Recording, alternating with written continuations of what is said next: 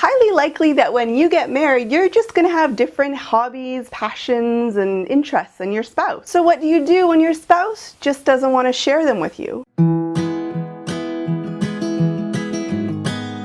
Before my husband John met me, he trained to be a wilderness guide. So backpacking and camping and going out into the great outdoors was a big passion of his. At first, we did some crazy adventures together. We canoed a glacier-fed lake and camped on its shores. We scampered up cliffs, dodging falling rocks as mountain goats loosened them from above, and bumped down a logging road for hours on our rusty motorbike in search of hidden hot springs. Yeah, these adventures do sound pretty amazing and romantic, but truth be told, almost the whole time, I was in absolute fear. As a young child, I had developed a completely irrational and terrifying fear of bears. We live in Canada, so the reality that we might run into one was pretty high. And even though I was aware of this phobia to some extent, I hadn't completely understood that it was something I could work through or even tell my new husband about. It took a really big event for both of us to examine the situation. At this point in our marriage, we had upgraded the rusty motorbike to a small SUV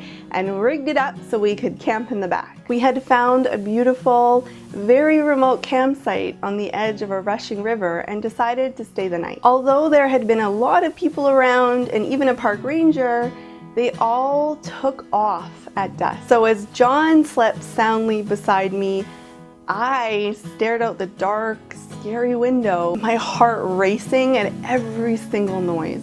Around midnight, I had worked myself into such a crazy state of panic that I woke up John and insisted we leave right away. Thankfully, he took my distress really seriously, and while I hid under a sleeping bag, he packed up our car and we started to drive the 3 hours to the closest town. At this point, I was so done with adventures. So as I tried to understand this fear and work on it a little bit, John faced the pretty big reality that he might not ever share this passion with his wife again. Was he gonna continue on and do it by himself and leave me behind? Or was he going to mourn the loss of this really big part of himself and choose to spend time with me doing something else? I'm sure neither one of these choices felt very good. I was learning about assertiveness and acceptance of my own limitations, and he was learning about compromise and compassion. But compromise we did. And after many years of trying to sort it out, we're back to camping. But we camp in large, populated, family-friendly places.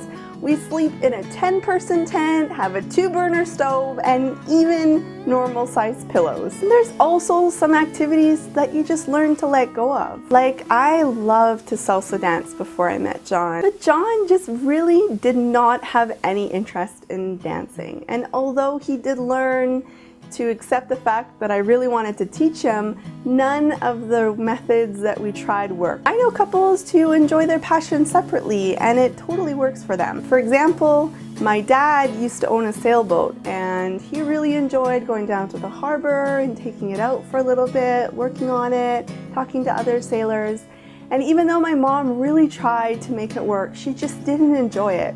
So what they decided to do is that when he went down to the marina, she did something else that she enjoyed, and it worked out for them really well. So here's my take on it. It will take a while to figure out, number 1, what passions you will share and enjoy together. Number 2, what interests you will compromise on to enjoy together. Number 3, what interests you might do alone. And number 4, what interests will just eventually fade away and won't be important anymore. Thanks for watching, and also thanks to my husband for sticking with me this whole time. Making this video has made me realize that even though in the moment you feel like you're in a huge obstacle that you can't overcome, you do, and your relationship really grows and becomes better because of it. So please give this video a thumbs up if you found it helpful, and subscribe to my channel so you can always know when my weekly videos come out. Thank you, bye!